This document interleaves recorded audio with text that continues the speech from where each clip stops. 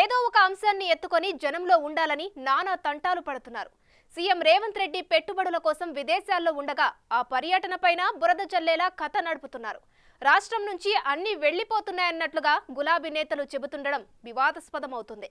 10 ఏళ్లలో చేయలేదు, కానీ కాంగ్రెస్ మాత్రం 8 నెలల్లోనే అన్ని చేయాలి అన్నట్లుగా గులాబీ పార్టీ నేతల కామెంట్లు ఉంటున్నాయి.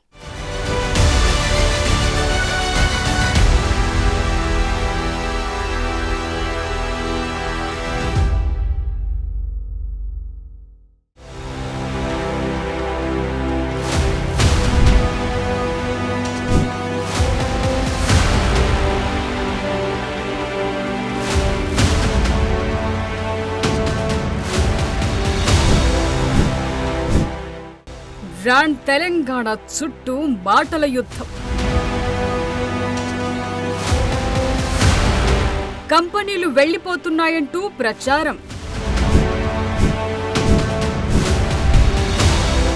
ఎవరెవరు ఏం చేశారో తేలుద్దామని సవాళ్ల పర్వం.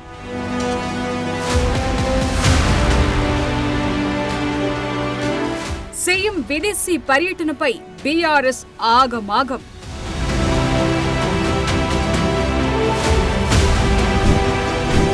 ఎనిమిది నెలల్లోనే అన్ని చెయ్యాలంటూ కొత్త రాగం.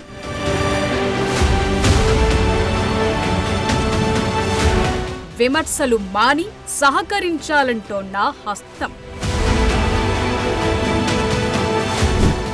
పొలిటికల్ గా బీఆర్ఎస్ దూకుడు పెంచింది.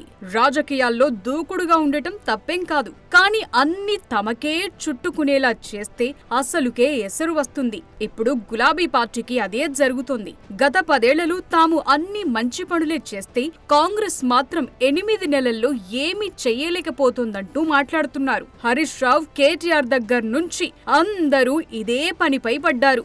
రోజు పొద్దున లేచిన దగ్గర నుంచి ఏదో ఇష్యూలో చిన్న లోపమున్నా సరే కౌంటర్లు వేస్తూ వస్తున్నారు. గత 10 ఏళ్లు అధికారంలో ఉండి ఏం చేస్తే బాగుంటుందన్న సలహాలు ఇవ్వటం పక్కన పెట్టి ఎక్కడ బురద జల్లుదామా అన్న విషయాలపైనే ఫోకస్ పెట్టారని కాంగ్రెస్ నేతలు గరం అవుతున్నారు. తాజాగా మాజీ మంత్రి కేటీఆర్ ఏమన్నారంటే, తెలంగాణ ప్రభుత్వం ఇచ్చిన హామీలకు కట్టుబడి ఉండకపోతే రాష్ట్రం నుంచి వెళ్లిపోతామని అమరరాజా సంస్థ ప్రకటించినట్టుగా వార్తలొస్తున్నాయని, అదే నిజమైతే అంతకన్నా దురదృష్టం మరోటి ఉండదని, ఇది విపత్తు లాంటిదేనంటున్నారు. కాంగ్రెస్ ప్రభుత్వ వైఖరి అర్థం కాక చాలా సంస్థలు రాష్ట్రాన్ని వీడుతున్నాయన్నారు. ఇప్పటికే కేన్స్ టెక్నాలజీ తెలంగాణ నుంచి గుజరాత్ కు వెళ్లిందంటున్నారు. రాష్ట్రం అప్పుల ఊబిలో కూరుకుపోయిందనటం సీఎం రేవంత్ మానేయాలని కేటీఆర్ సూచిస్తున్నారు. తెలంగాణలో 9,500 కోట్ల పెట్టుబడులు పెట్టేలా అమరరాజా సంస్థను ఎంతో కష్టపడి ఒప్పించామని, ప్రభుత్వం మారిన తర్వాత ఆ సంస్థ ఇబ్బందులు పడుతున్నట్లు తెలుస్తోందంటూ మాట్లాడారు. అంతేకాదు, రాజకీయాల కోసం రాష్ట్ర ప్రయోజనాలను తాకట్టు పెట్టడం మంచిది కాదన్నారు. రైట్, ఇందులో ఏది నిజమో ఒక్కొక్కటిగా డీకోడ్ చేద్దాం. రాష్ట్రంలో పెట్టుబడులకు అనుకూల వాతావరణం ఉంది. ఇక్కడ మాన్ పవర్ ఉంది. ఓవైపు సీఎం రేవంత్ స్వయంగా అమెరికా, సౌత్ కొరియా పర్యటనల్లో భారీగా పెట్టుబడులను ఆకర్షిస్తున్నారు. కంపెనీల ప్రతినిధులతో సమావేశాలు నిర్వహించి తెలంగాణకు ఆహ్వానిస్తున్నారు. ఇప్పటికే అమెరికా పర్యటన అనుకున్న దానికంటే బిగ్ సక్సెస్ అయింది. వీటిని చూసి ఓర్వలేక కావాలనే దుష్ప్రచారాలకు తెగబడుతున్నారన్నది కాంగ్రెస్ నేతల కౌంటర్.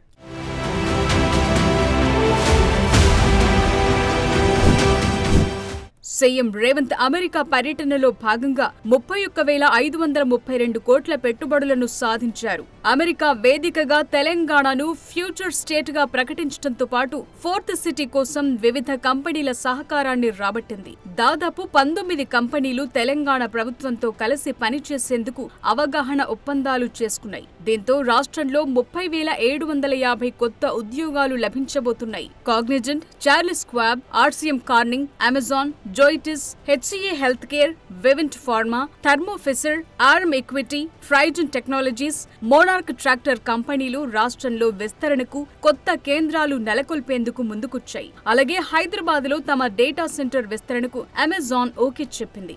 ఈ పర్యటనలో భాగంగా సీఎం రేవంత్ బృందం యాపిల్, గూగుల్, స్టాన్ఫర్డ్ యూనివర్సిటీలతో, ప్రపంచ బ్యాంకు ప్రతినిధులతోనూ చర్చలు జరిపింది.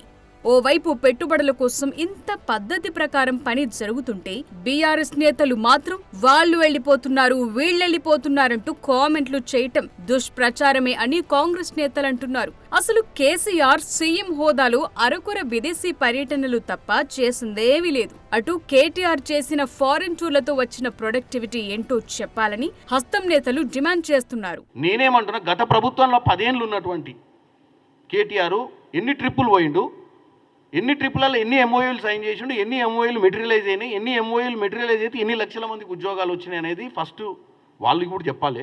ఎందుకంటే మరి అన్నిసార్లు పోయినప్పుడు మేము ఇన్నిసార్లు పోతేనే గిన్ని వేల మంది ఉద్యోగాలు క్రియేట్ అవుతుంటే మరి వాళ్ళు అన్నిసార్లు పోయారు కదా, మరి ఇప్పటికి ఎవరు ఖాళీగానే ఉండొద్దు తెలంగాణలో.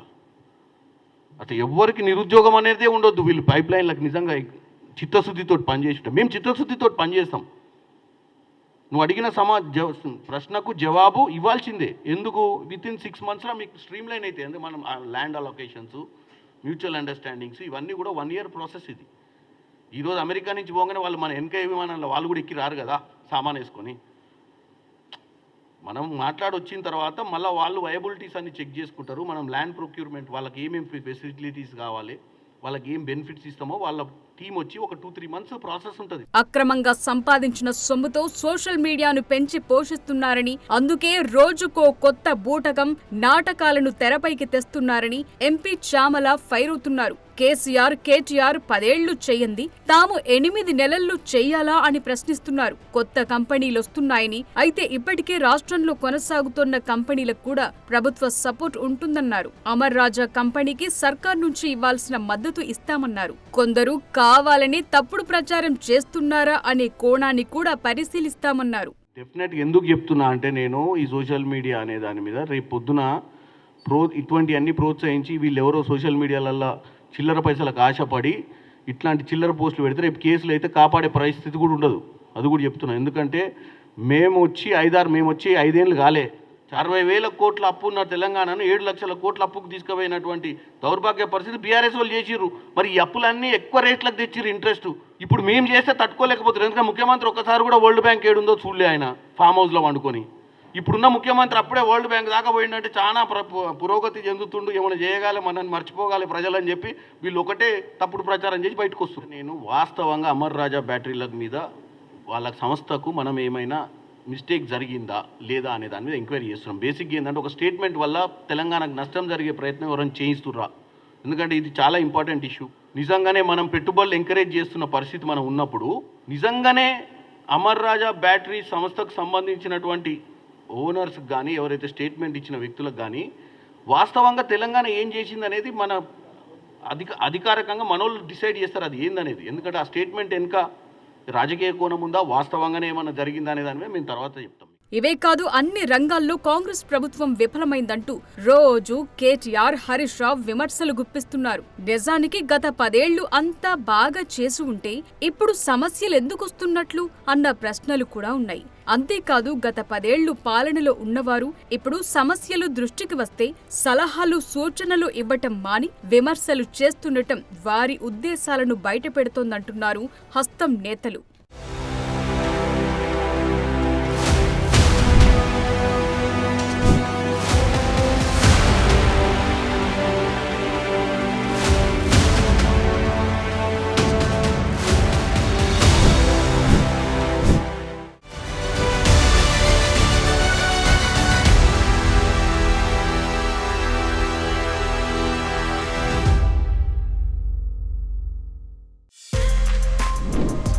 For more videos like this, subscribe Big TV channel.